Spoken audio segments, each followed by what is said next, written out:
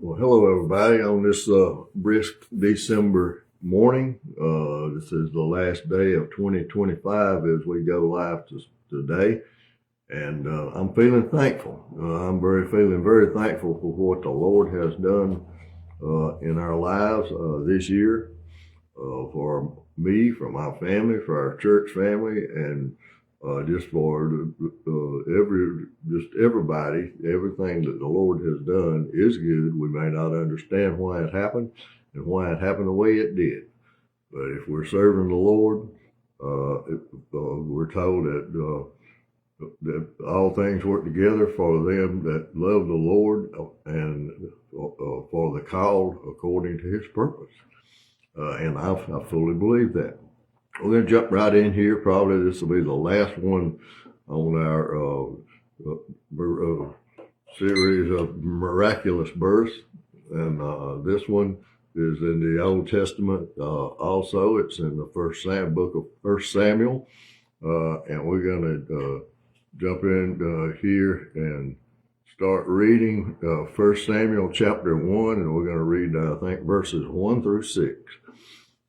Now there was a certain man of Ramathaim Zophim, which of the Mount Ephraim, and his name was Elkanah, and he was the son of Jeroham, and Jeroham, the son of Elihu, the son of Tohu, the son of Zephu, and Ephraimite. And he had two wives. The name of one was Hannah, and the name of the other, Peninnah. And Peninnah had children, but Hannah had no children. And this man went up out of his city yearly, every year, to worship and to sacrifice unto the Lord of hosts in Shiloh.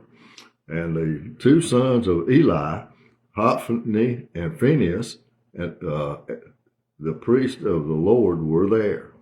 When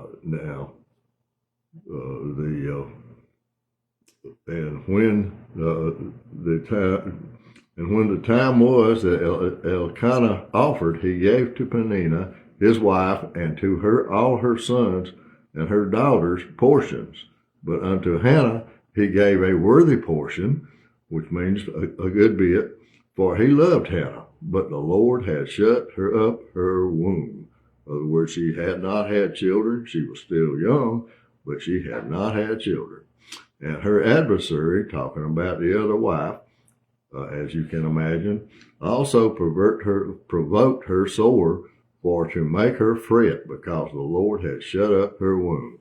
Now, I find it strange, but it does happen even today, that sometimes the people that are blessed the most and are given the most are the ones that are the meanest to the people who have less. That's just that's the evilness of the flesh, and there's a lot of people are like that, and that's not the way we should be. But anyway, carrying on, we're going to jump down to verse 10. And she was in bitterness, talking about Hannah, and she was in bitterness of soul, and prayed unto the Lord, and wept sore. Now, I want to say something right here. Her bitterness was not toward the Lord. Her bitterness was toward herself. For she did not know why the Lord had not seen fit to let her have a child. And it was also a bit toward the other wife, and Peninnah. And said she wept sore. In other words, she was really very sorry, and she was crying. Verse 11 says, and she vowed a vow, and said, O Lord of hosts, if thou wilt indeed look on the affliction of thine handmaid, and remember me, and not forget thine handmaid, but wilt give unto thine handmaid a man child, then I will give him unto the Lord all the days of his life, and there shall be no razor come upon his head. Now, that's how badly she wanted a child, a man child. And she prayed to the Lord, and she had faith and believed the Lord would answer her prayer. And she vowed to him that if he would give her this child, that she would dedicate him back to the Lord. Now, that's something a lot of times Just because we dedicate our children to the Lord at their birth, that's a good thing, I believe, to do. I think my mom and daddy done all of us that way, and Wendy and I have done our children that way. But when we give them to the Lord, that don't ensure their salvation, but it's saying, Lord, these children you give to us, we're giving them to you, and ask you to look after them and to help us raise them right. And that's a good thing to do. But she even went further than that. She said that she would give this child to the Lord for service to him. Now let's drop down to verses 19 and 20. Now, and they're talking about when they went yearly to worship and to sacrifice unto the Lord, and that was something that the Jews done even back. This was almost 1,200 years before the birth of Christ here. Verse 19 says, and they rose up in the morning early and worshiped before the Lord, and returned and come to their house Ramah, and Elkanah knew Hannah his wife, and the Lord remembered her. Now this is after they had went and sacrificed to the Lord. And Hannah, the story behind this is Hannah was praying there in front of Eli the priest. And she was praying silently and in her heart. Well, Eli the priest saw her mouth moving and no sounds coming out, and he thought she was drunk. He called her out and accused her of that. But she told him, I'm not drunk. I am pouring out my heart to the Lord, and I'm asking him to give me a man child because I have been barren. And she explained all that, not in those words, but you can read those verses I skipped over. And that's what brought us to verse 19. Now, so when they got back to their home,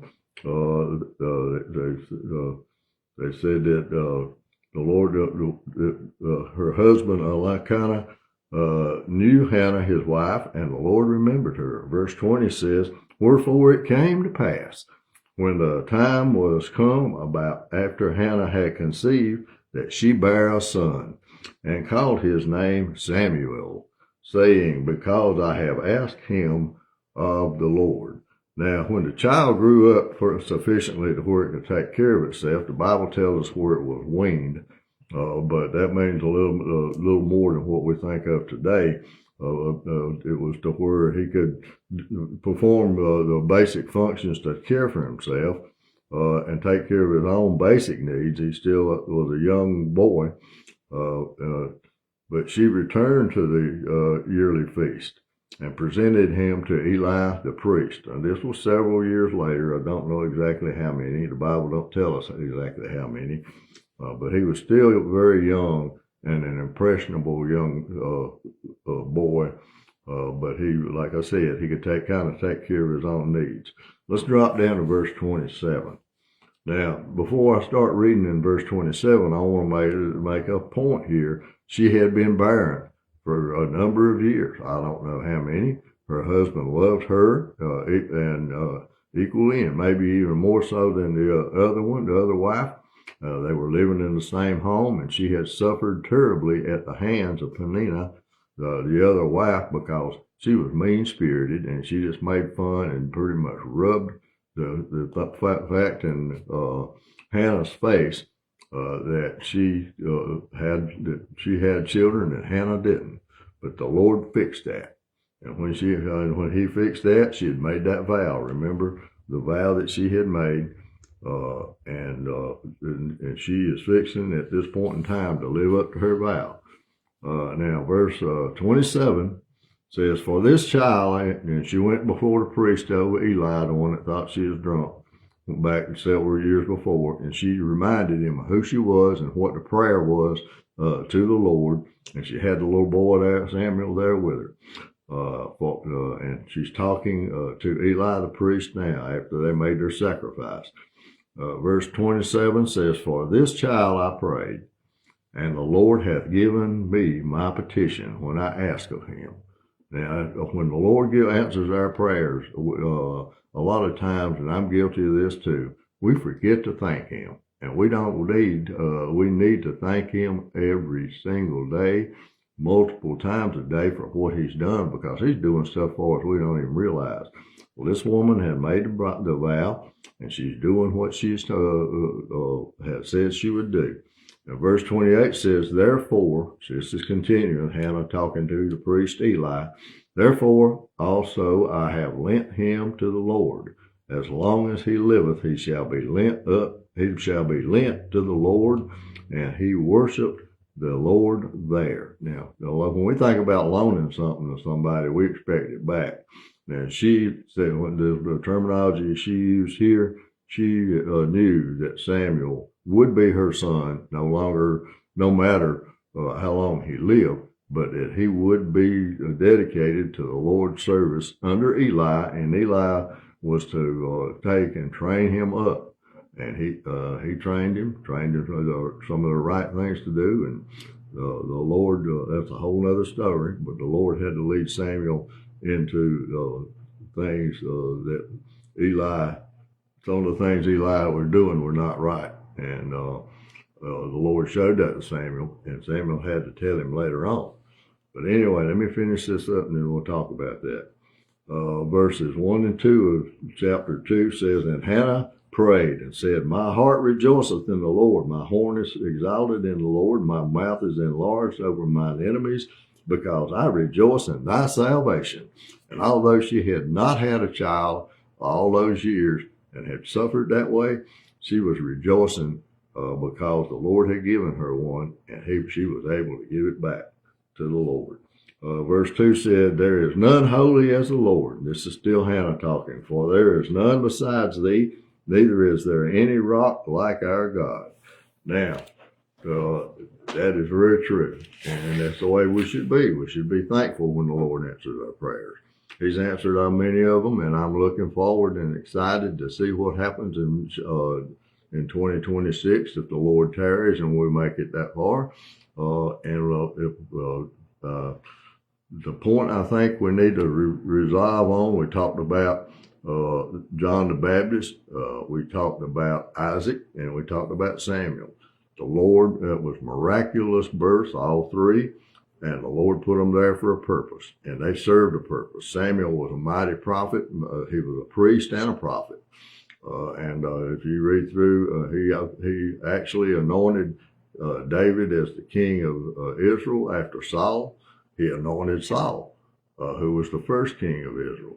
The Lord used Samuel mightily, and he'll use us too. He'll use you. If he's told you something, if he's led you to do something, then and you hadn't been doing it, this is a good time to pick it up and go with it. Because if he's not going to lead you somewhere that he will not help you go. And we don't need to say, well, Lord, I can't do that. I can't do anything either. But if the Lord wants me to do something, I'm going to try my best with his help to do it and give him the glory. Remember, this is the last day you're going to have in 2025 to tell somebody about Jesus. So if you're saved, explain to them that the Lord came and he died for their sins, just like he died for our sins, for my sins, for the whole sins of the whole world. And all they got to do is accept him, believe that he's the Son of God, and ask him to save them, and they can be saved. And if you don't know him, you can do it too. And today is the day of salvation. I love you. Hope you have a great Christ-filled 2026. And y'all have a good one.